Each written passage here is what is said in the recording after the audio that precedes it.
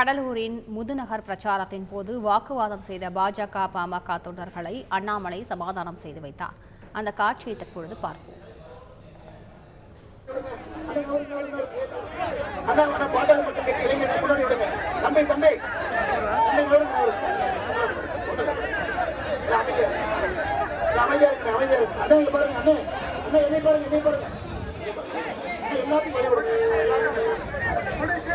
அன்பார்ந்த சகோதர சகோதரிகளே, இந்த மண்ணினுடைய மைந்தன் ஒரு பாட்டாளியுடைய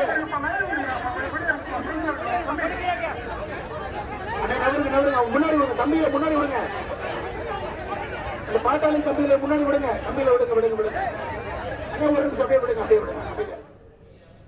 கூடுதல் விவரங்களை செய்தியாளர் தேவநாதன் வழங்க கேட்கலாம். தேவநாதன், வணக்கம். தேவநாதன், என்ன நடந்தது? ஏன் வாக்குவாதம் செய்தார்கள்? முழு விவரங்கள். கடலூர் நாடாளுமன்ற தொகுதியில பாஜக கூட்டணியில பாமக சார்பில் இயக்குனர் தங்கர் பச்சன் போட்டியிடுகிறார். இன்று தங்கர் பச்சனை ஆதரித்து பாஜக தலைவர் அண்ணாமலை முதுநகர் பகுதியில பிரச்சாரம் மேற்கொள்வதாக இருந்தது.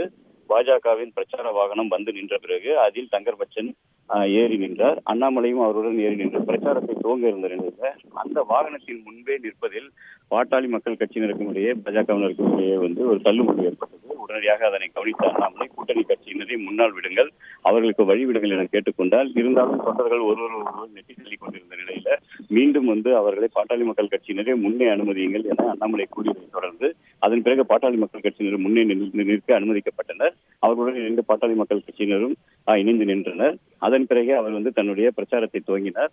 அதாவது அதற்கு முன்பாக, அதாவது அண்ணாமலை வருவதற்கு முன்பாக பாஜகவினரிடையே ஏற்பட்ட மோதல் அங்கு ஒரு பெரும் பரபரப்பை ஏற்படுத்தியது. அங்கு பாஜக தொண்டர்கள் ஒருவரை தாக்கிக் கொண்ட நிலையில அவர்கள் போலீசார் தடுத்து அனுப்பினர். பின்னர் பிரச்சார வாகனம் நின்ற பிறகு யார் முன்னே நிற்பது என்பதில பாமகவினரும் பாஜகவினருக்கும் இடையே பிரச்சனை ஏற்பட்டது குறிப்பிடத்தக்கது. முழு விவரங்களுக்கு நன்றி தேவநாதன்.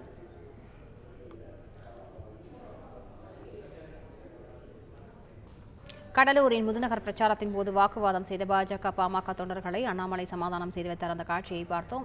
இது தொடர்பான முழு விவரங்களை செய்தியாளர் தேவநாதன் வழங்க கேட்டோம். செய்திகளை உடனுக்குடன் தெரிந்து கொள்ள உடனே சப்ஸ்கிரைப் பண்ணுங்க.